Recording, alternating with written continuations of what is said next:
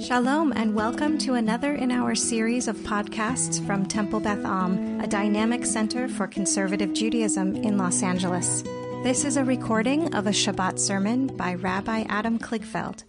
One of my favorite comedians, Gary Gulman, Jewish guy from the Boston area, whom I try to see in person every time he comes to LA, usually plays at the Largo in La Cienega. There's a very funny line where he says, you know how the Eskimos have 100 words for snow? Jews have 100 words for loser. Shmagegi and Shemo and Yutz. And he goes on and on and on. And two of the ones that he mentions in the bid are Shlemiel and Shlemazel. Raise your hand if you've heard of Shlemiel and Shlemazel. Which he says are synonyms. In my family, actually, growing up, we understood those words to mean very, very different things. And I don't remember this was family lore or from one of the Leo Rosten's books, which explored the treasuries of Yiddish and Yiddish's overlap into English. We understood Shlemiel to be the klutz who hits something and it falls. And Shlemazel is the one who it falls on. Okay? So they're cousins of each other, but a Shlemiel is the one who knocks the thing off, and the Shlemazel looks up, something hits him on the head. Shlemiel and Shlemazel. That may and may not come from sort of a derivation of Shlemazel, she lo mazal, who has no luck, walking down the street as something falls on his head. I've known that distinction, at least in my family, for decades. And it was not until this week that I found that there actually might be a Talmudic, an ancient distinction that has to do with injury law with respect to the one who knocks something or who falls, and the one on whom it falls. And it comes from a very serious part in Parshat Mishpatim. One of the verses that we read this morning says, Makeh ish v'met mot yumat.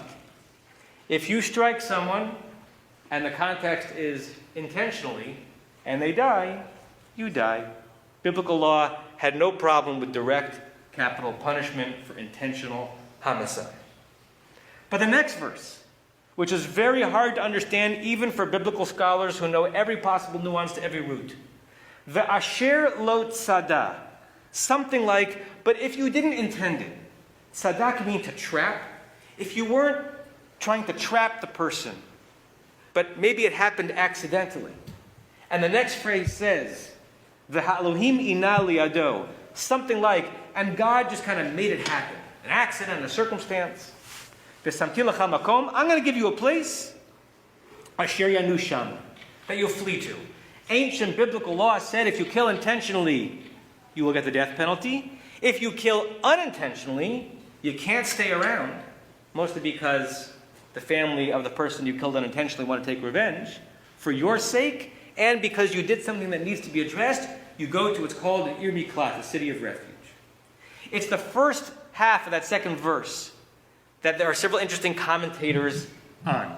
Because some people read it as two phrases reinforcing the same thing. If you didn't entrap the person and kind of God made it happen, but the Vilna Gaon, the great Jewish sage, the leader of non-Hasidic Jewish intellectual Judaism a couple hundred years ago, says those two phrases mean different circumstances. Because he says there are more than one way. There's more than one way to do something by accident. In the Hebrew, b'shogeg, where you don't intend to. Va'asher lo tzada means, according to the Vilna Gaon, you weren't planning on having a heavy thing fall off a ladder and having it land on someone's head and killing them, but it happened. That's one way of shogeg, where you had no sense it was going to happen, but maybe you weren't being sufficiently careful. The second one, this is going to be hard for us to understand given our theologies. V'ha'elohim ina liado. When it happens a second time, God kind of helped make it happen. God pushed it to happen. Why? Why would we understand that once you make a mistake, what you didn't intend, but you should have been more careful, the second time around, it's as if God is guiding your hand. That's what the Vilna Gaon says. And he quotes from a verse from the prophet Samuel that says, Me'rishaim yetzei resha.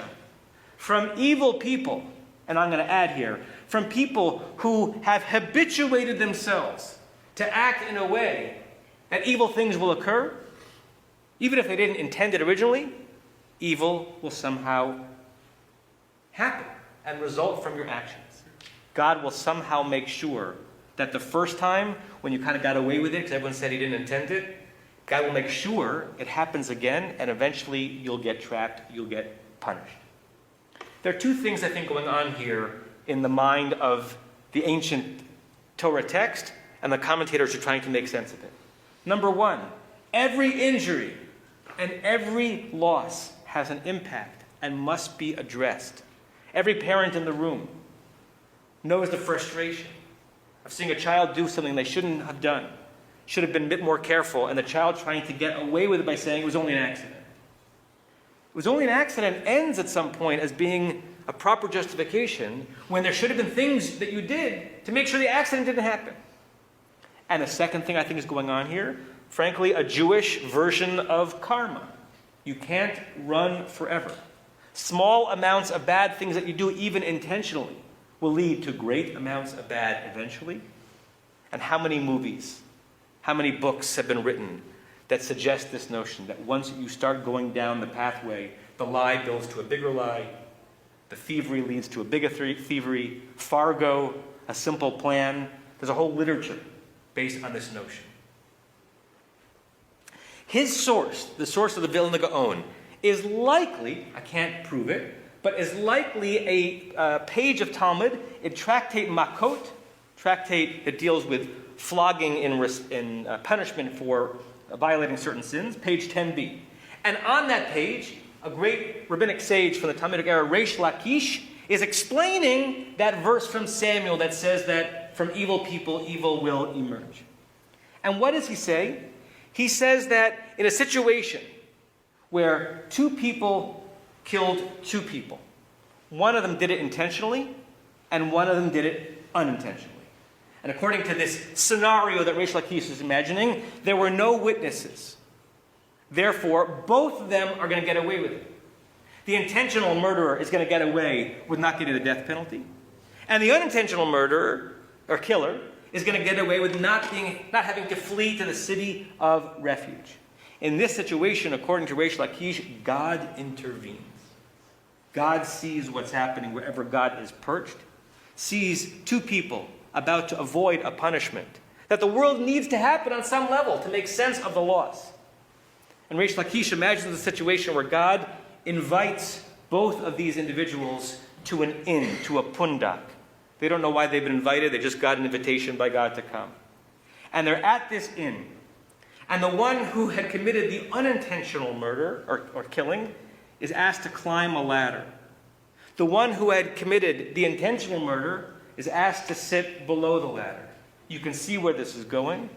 The one who committed the unintentional sin at the top of the ladder slips and falls and kills the person underneath.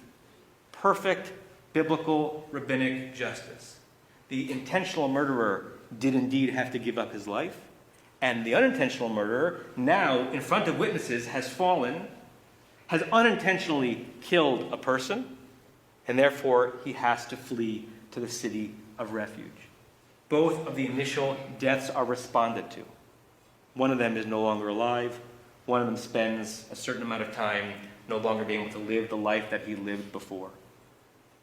What do we make of this fantasy, this imagination of Reish Lakish? Imagine that God is going to make things right in both of these situations. Do we believe that the world operates on that level? That that's the way God makes God manifest in our involvement in life? Do we believe it's overly deterministic? Maybe some people actually do get away with things.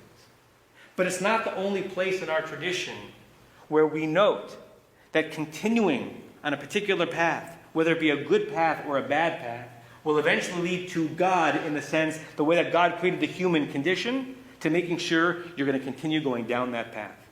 The classic explanation for why it is that in the beginning of the story of the 10 plagues, that it says that Pharaoh hardened his heart. And by the time we got to plague 4 or plague 5, it says, Vayechadzek Adonai et lev Paro, that God hardened Pharaoh's heart. And we moderns say, how could that be? How could God make Pharaoh do something and then punish Pharaoh for having done it? The explanation in many of the Midrashim is once Pharaoh became habituated to hardening his heart, to letting evil emerge from his decrees.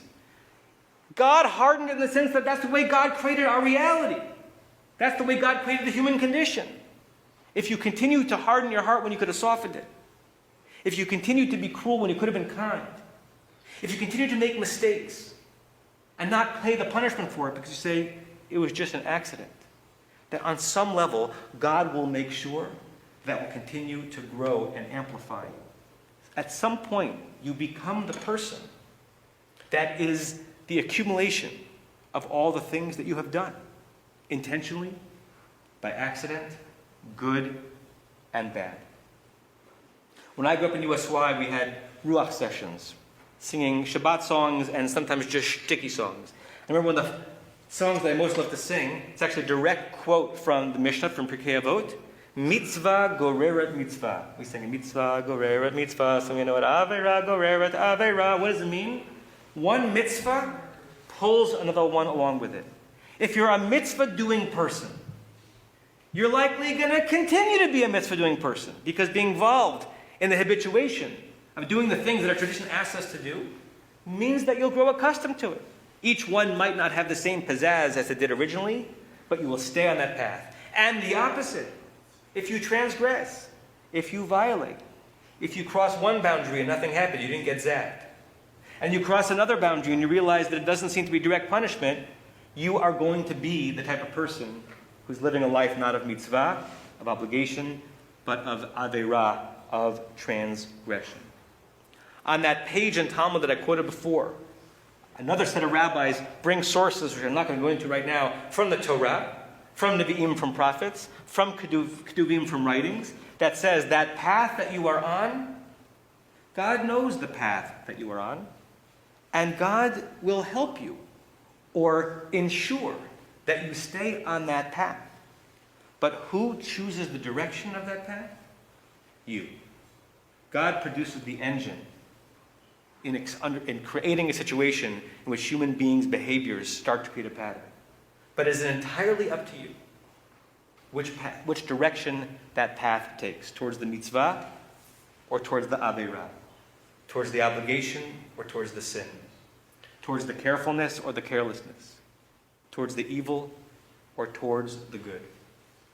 Maybe perhaps the most we can pull out of this entire material is our tradition over thousands of years encouraging us, wherever we are perched right now, to take the first step on the path that represents the direction that we think is most worthy of us, worthy of life itself, and worthy of God. The next time you come to an opportunity where you're choosing left or right or wrong, if you step towards kindness, our tradition says, if you step towards honesty, if you step towards righteousness, if you step towards peace, you will get used to it. And God will help. You have been listening to another in our series of podcasts from Temple Beth Am, a dynamic center for conservative Judaism in Los Angeles. If you enjoy these podcasts, we invite you to write a review on the Apple Podcast site or wherever you get your podcasts. For more information about Temple Beth Am Los Angeles, go to tbala.org.